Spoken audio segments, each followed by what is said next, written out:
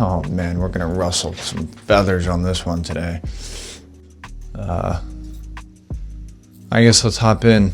There's a particular moment that photographers recognize, and it arrives late at night, at least almost always at night. Everything gets quiet, your screen's glowing, you're staying up till God knows how long in the morning just watching YouTube videos. Maybe you're scrolling on Instagram endlessly until your thumb gets sore, and then you start to feel it. Every single image that you see online starts to feel important. Black and white, grain heavy. Shoot, knees so weak, your arms are heavy. Mom's spaghetti. Stupid. Contrast, pushed. Everything looks so serious. Everything looks earned. And after enough of these images go by, you start to make a connection. It starts to get really convincing. All of these photographs are taken on film. So you wake up in the morning with the idea that film is going to fix your work. Well, this is why film won't fix bad photography. Hi, my name is Jared Thomas Tapey. I'm a social documentary photographer and educator here in New York City. You're watching my YouTube channel. How you doing? Across my social media platforms, I've created 6 segments, each of which pertain to very distinct aspects of the medium of photography. Crafting a photograph, life through the lens, marks of the maker, the creative connection, tools of the trade, and field notes. Today's lesson is from my segment, Tools of the Trade, the series dedicated to the gear, experiences, and brands that elevate the artist's journey. And today, we're talking about one of the most persistent myths in photography, that film is somehow going to make you better. So let's start with the hard truth first. Film photography never has and never will make your work better. But that's exactly why it's valuable. Now, film photography has kind of taken a strange role in modern photography. It's no longer just a medium. No, it's now a personality trait. It's a statement. It's a moral position. Let me know if you've heard this before. Film is authentic. Film has slowed me down. Film is honest. My favorite one. Film is what serious photographers shoot. Load a roll of film and suddenly you're absolved of all of your other crimes against the medium of photography. Grain becomes depth, missed focus becomes a mystery, and motion blur automatically gets equated to emotion. Take a photograph on film and the photograph really doesn't have to do much nowadays. That's because the medium is already doing the work for you. Sure, right about now, some of you that are unfamiliar with me are probably thinking, this guy loves digital, doesn't he? Doesn't even know how to shoot a film camera. Please.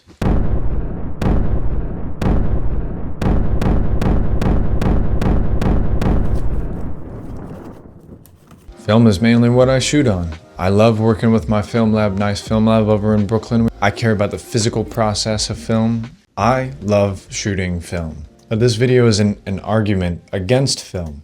It's an argument against the mythology around it. And that's because film does not grant curiosity.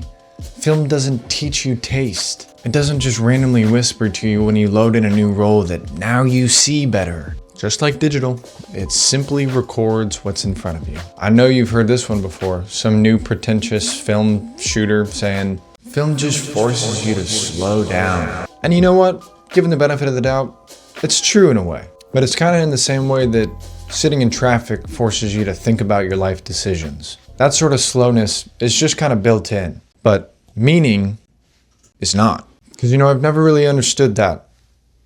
Why can't you just move slower with the digital camera? Just walk slower. Just shoot less frames. But even then, moving slowly doesn't guarantee that you're going to see anything.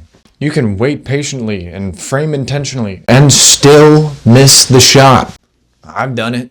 Time does not reward attention. It just makes room for it. And please, give me a break.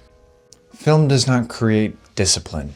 This whole, oh, I only get 36 shots, so I'm more disciplined now. Why did you need that to be more disciplined? All film does is reveal if you had any in the first place. If your work lacks curiosity, film will just record that. If you lack proximity to your subject, film will record that distance. If you lack patience or clarity or really any sort of realness at all, film Film will only preserve those absences beautifully with silver halides and all the romance of a higher price tag. You'll just find out later and pay for the privilege. When you only get 36 shots, or 16, or 12, it's not like you become more perceptive based on the number of shots that are allotted on a roll. No, you just become more selective.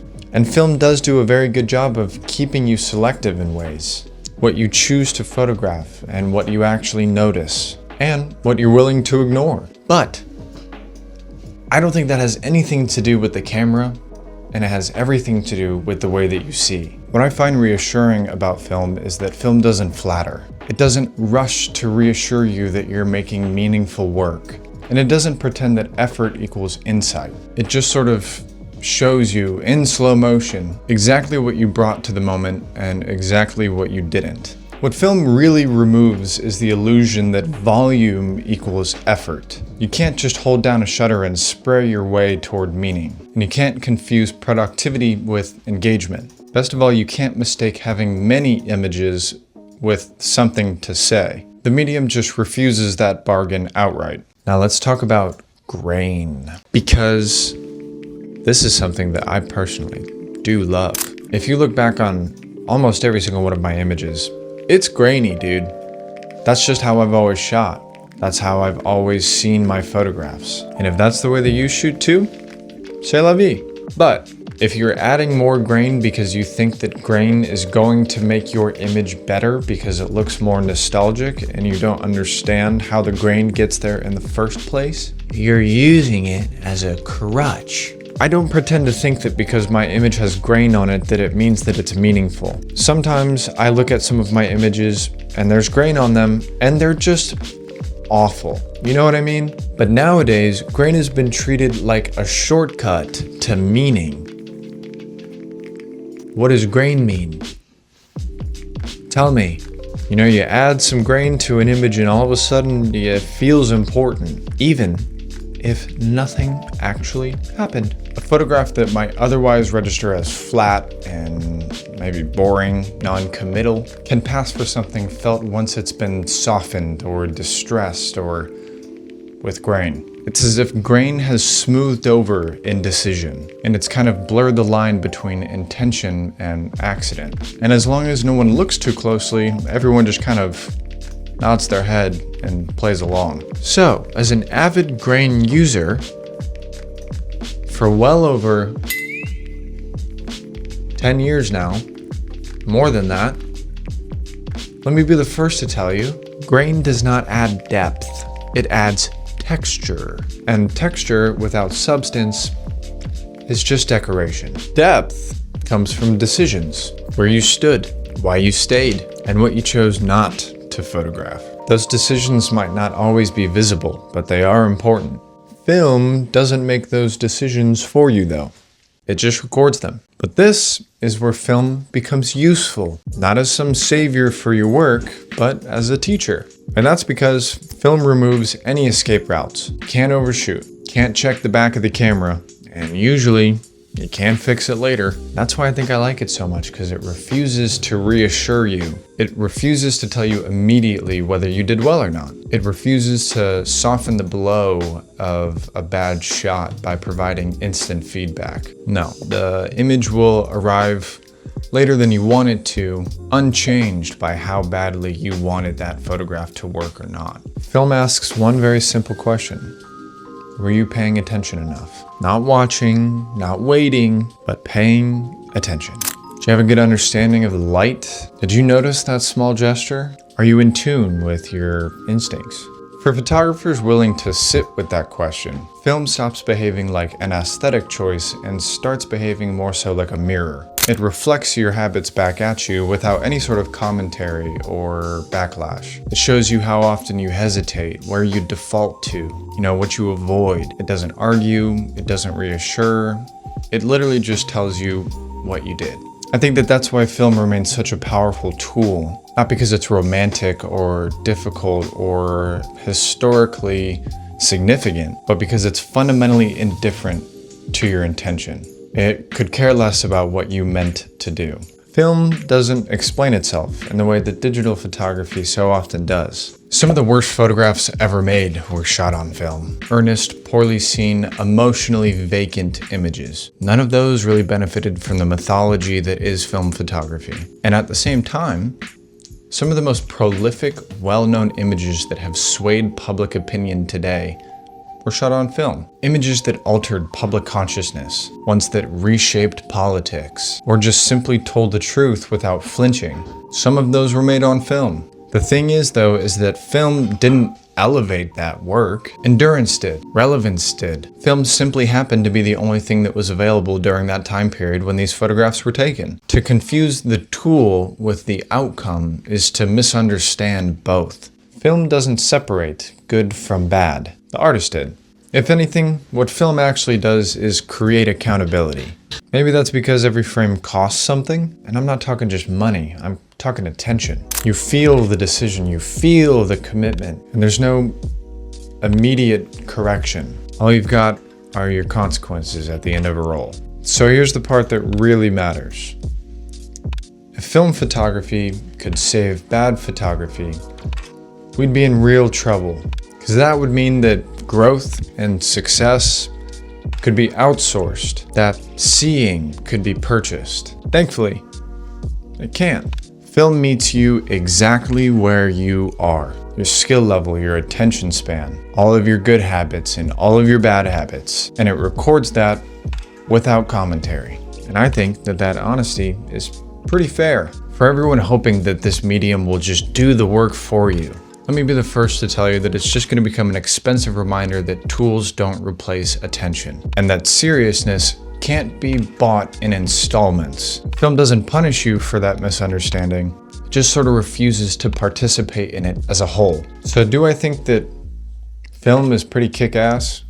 Yeah, I love film, but I don't believe the myth that film makes you better, or that film is going to save your work. This is honestly why I created the segment, Tools of the Trade. And it's why I worry about the way that I use the word tool at all. I don't want it to come across as like I'm creating some sort of shrine to objects. To me, it's not about, the cameras and the film stocks and the clever little notebooks and everything like that. It's just, I'd rather this segment be sort of like a record of relationships between the artist and those tools. Cameras, films, books, labs, none of these things make you better by proximity. It's not like they just absorb meaning through osmosis. Good movie though.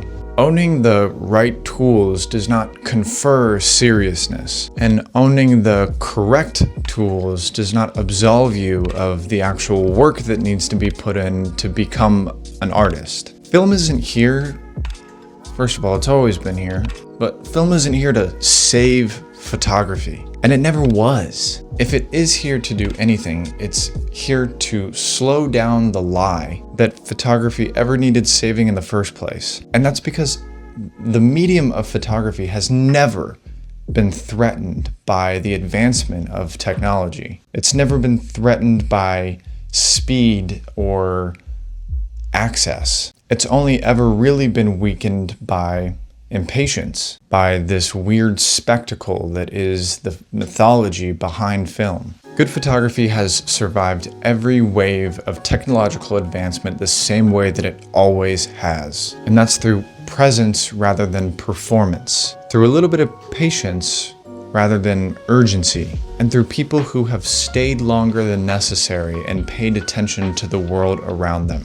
It's survived for so long because artists choose to be there again and again without guarantees. Everything else, the aesthetics, the mythology, the gear discussions, it's all just packaging. And film, thankfully, remains indifferent to it all. So no, film is not a shortcut, it's a mirror.